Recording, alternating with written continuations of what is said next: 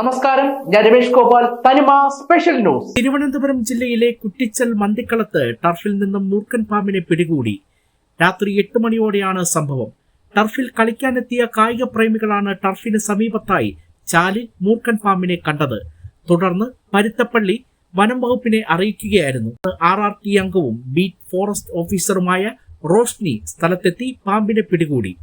ചാലിൽ നിന്നും ടർഫിലേക്ക് വലയിലൂടെ കടന്ന പാമ്പിനെ ടർഫിനുള്ളിൽ നിന്നുമാണ് പിടികൂടി റെസ്ക്യൂ ബാഗിൽ കയറ്റിയത്.